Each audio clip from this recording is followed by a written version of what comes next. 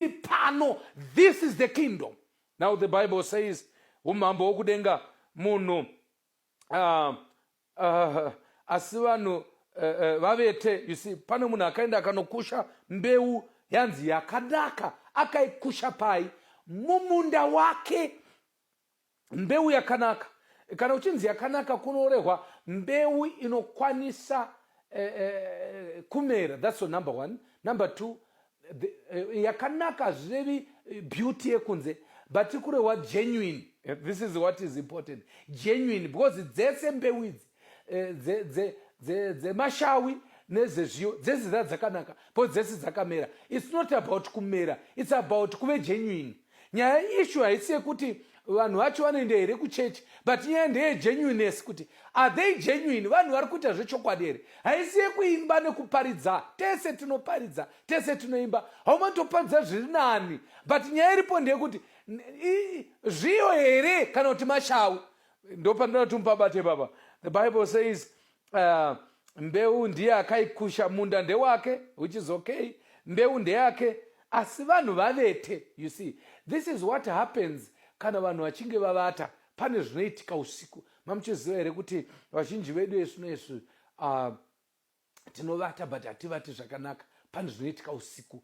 Usiku munoitika tunhu twakawanda. Tumwe twacho tunorwadza, tunoitika mukati meusiku. Vamwe vanorota vachidya, votofuma vakaguta, nekutofuma muromo mune zvinhu zvavanga vachitsenga. Vamwe ndo vanorota vana varume, votofuma kuseni vachiotaridza songe vanga vana varume usiku. This is what happens usiku. Vanhu vavete, vamwe vanhu vavete, vamwe vanonoita chifambi, vamwe vanhu vakavata, vamwe vanenge vari busy. Paunenge uvete usafunga kuti vanhu vakavata, vamwe havavati. As I speak right now, iwe wanga uvete, but ndo panoshanda Satani. Vavengi venyu havavati pamunovata imi. Saka chinokosha ndechekuti muzive chinhu ichocho. But what I want about this thing, ndezvokuti vavengi nyange vakasvinura, pane shamwari yedu inenge yakasvinura, inenge ichiona zviri kuitika. Kwanza vakauyawo akakusha mashawi pakati pezviyo akaenda. I want you to underline.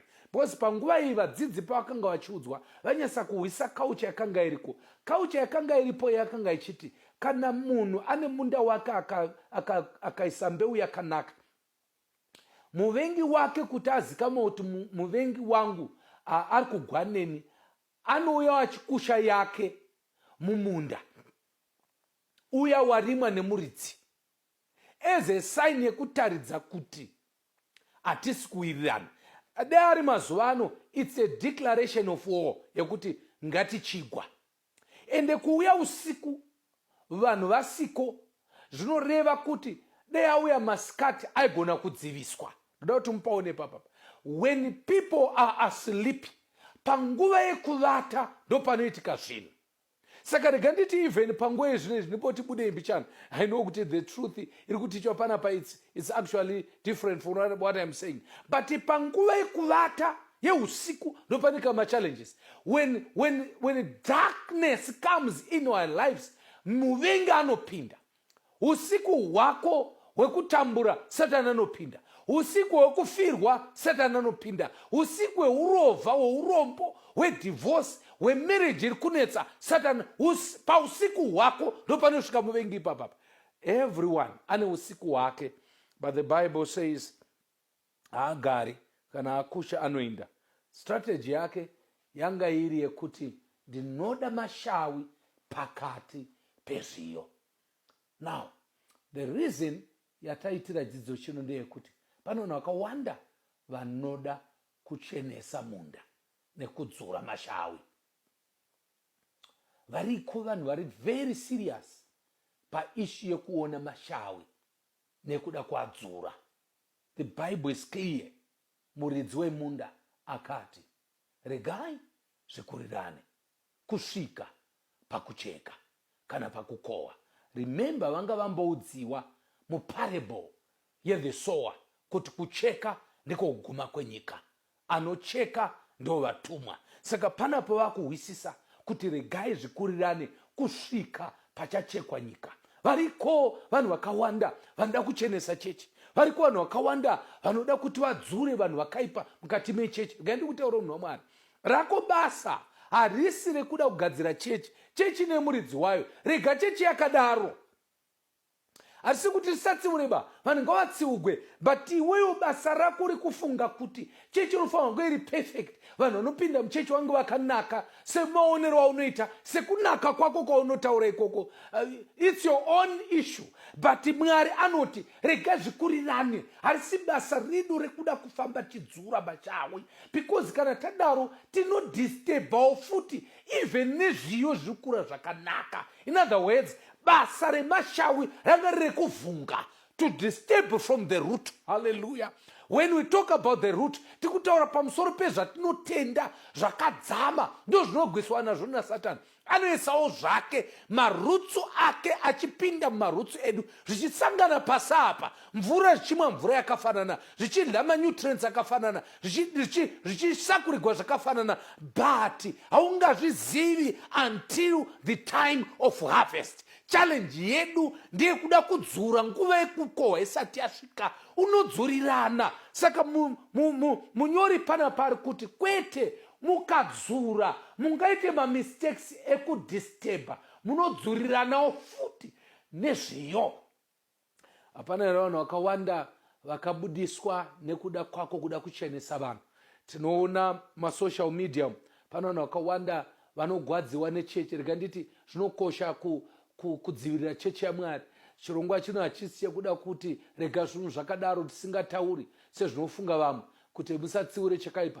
But challenge yandaita nevamwe ndeyekufunga kuti chechi inofanira kunge ine vanhu vari perfect, vanhu vanofanira kunge vakanaka saiye. Because iye anenge akanaka, because hakuna munhu angati munhu akaipa iye akanaka, iye akaipawo angati achiti takaipa.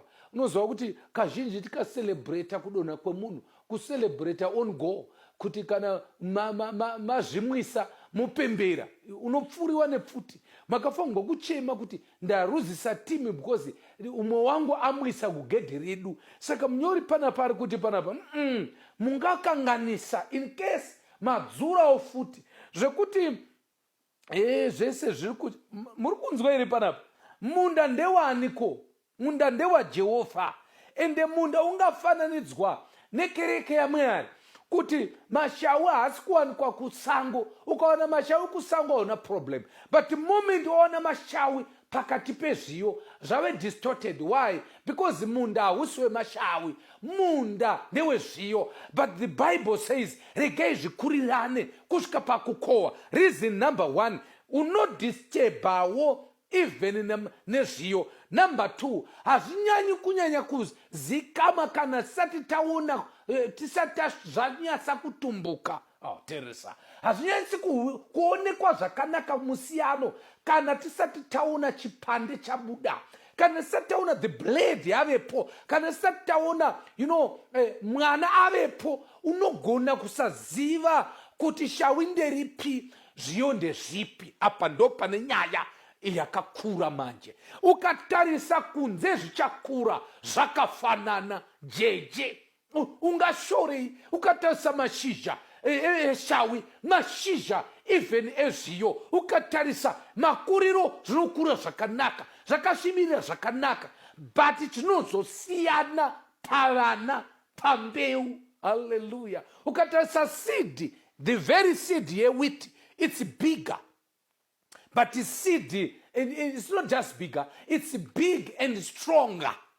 But mashawi, it's smaller and weaker. But izvo zvazvionekwe zvichakura. Zvinoonekwa kana mbeu yavapo. Haitauri here 7:24 dzaMateo kuti tichavaziva nezvibereko zvavo. Musamhanya. Kumhanya kunonetsa, munodisturba nevamwe. Bozomona chichofunga kuti munhu waMwari, iwe uchiti haasi. Unogona kwewatoona zvakanaka kuti haasi, patimirira pakukohwa, especially kana yari comfortable kuramba akadaro. Oh, how I love Jesus. Zvakanakira munda waMwari unogona kushanduka kubva kumashawi kuti uite zviyo. God can perform a miracle. Zvatisati tasvika pakukohwa. Hey, zvatisati tasvika pakukohwa, munamato wangu ndewekuti shandurwa naJehovha kubva kumashawi kuenda kuzviyo. Wagara uri mumunda, remain in the field. usabuda mumunda. Ukangoenda kunze waparara. Ramba uri mumunda. Zvawagara uchimwa mvura yemumunda. Zvawagara uchidya manutrients emumunda. Chishanduka kubva kuushawi uinde kuwiti. Nguva ichiripo. Usamirira kuti fruit ioneke. Kana yave fruit haichashanduke. So I want to encourage each one of us kuti kana uchinzwa shoko raMwari ingozvicheka kuti uri zviyo here kana kuti uri mashawi. Uri shawi here kana kuti uri zviyo. Ipapo isu hatizive, especially ezvo hatisi kutomboziva. Ungaziva sei munhu achiimba zvakadai soprano nete nebesi gobvu kokuzoti kuparidza kokuzoti kudzidzisa kokuzoti kufamba softly in the sanctuary kokuzoti kubvisa mupiro kokuzoti kutaura pamusoro pekuita zvakanaka kokuhengana nemudzimai wachifamba ungafungirei ndo mashizhaka ndo kusvibirira kaikoko but until tasvika pakubuda kwechipande ndo pachaoneka ipapapa. Usamirira kubuda kwechipande because kana chipande chabuda kushanduka hakuchazoitike. Kushanduka kunoitika bedzi in the process of growth. Nhasi unouya enjoying mabenefits emuimba yaMwari. Vanhu vachikuti uri munhu waMwari, mabenefits auri kuenjoya iwayo ndo manutrients, ndo mfudze, ndo fertilizer yawakaisigwa mumunda. It's okay, remain in the field, but namatira that miracle yekushanduka kubva kumashawi kuti uve zviyo. Isu taadvaiswa regai zvikurirane kusvika pakukohwa. Iwe wanyanya kuda kuita semukohwi, hausi mukohwi, mukohwi aripo. Rega zvikurirane. Aiwa, hatisi kuti usaparidze mharidzo dzawikwa. Usafunga kuti munhu haazivi mharidzo. Dzatowikwa. Nyaya yawo yanetsa ndeyekungoti kune vanhu vanoda kuchenesa chechi. Regai zvikurirane kusvika pakukohwa. Kana nguva yekukohwa yasvika, kwanzi nemuridzi wemunda, ndichati kuvacheki, haleluya, kwete kwauriba, kuvacheki. First of all, unganidzai mashawi muasunge. Hey, ndo pane nyaya. Bosi kana tasvika pakukohwa, pasapa midzi yese nekuda kuti ground rinenge raoma, midzi yachibata, right? Iye zvino manje mashawi akunyatsa kuonekwa. Vanonyatsa kuziva mashawi kana akuibva yellow, anobuda yellow chiripo. Saka ndo pari kunzi you can confuse yourself ukada kuzviita sati zvaibva. Rega zviibve kusvika pakukohwa. Zviyo kana zvinge zvaonekwa pakukohwa unosona kuti izvi zviyezvi hapana kana mistake. After all, nyange ukachidzura chinodikanwa chatobuda. Hamusi kupaona ipapa. Zvikutoreva kuti nyange ukachidisturba manje, zviyo hachichadistubeke because process yegrowth yakwana. Saka usavhiringidza vanhu vari kukura mukati mechechi nekuda kuvhiringidza nekutaura unoda kubvisa vanhu uchipinza vanhu denga, umwe uchiuyisa mugehena, umwe uchiita vatsvene, umwe rega zvikurirane kusvika pakukohwa. Kana nguva yekukohwa yasvika, anokohwa ingirosi, anotuma ndiMwari, isu tokohwewa. Bible says vachapiswa, asi vakanaka vachaiswa mudura. Ndoda kuti tinamatire chimwe chinhu inini. Ndarangarira, there's a quotation andanda kuisira panapa. Rega ndiitarise and I'll read it quickly before we pray. This is the kingdom. Now the Bible says, umambo wokudenga munhu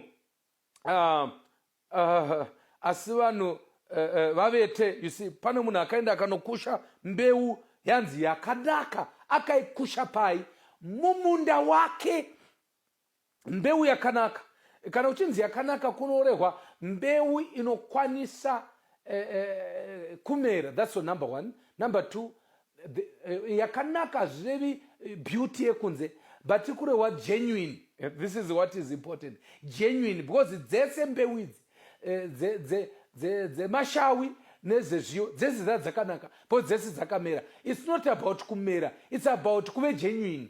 Nyaya issue haisi yekuti vanhu vacho vanoenda here kuchechi, but nyaya ndeyegenuineness, kuti are they genuine, vanhu vari kuita zvechokwadi here. Haisi yekuimba nekuparidza, tese tunoparidza, tese tunoimba, haumantoparidza zviri nani, but nyaya iripo ndeyekuti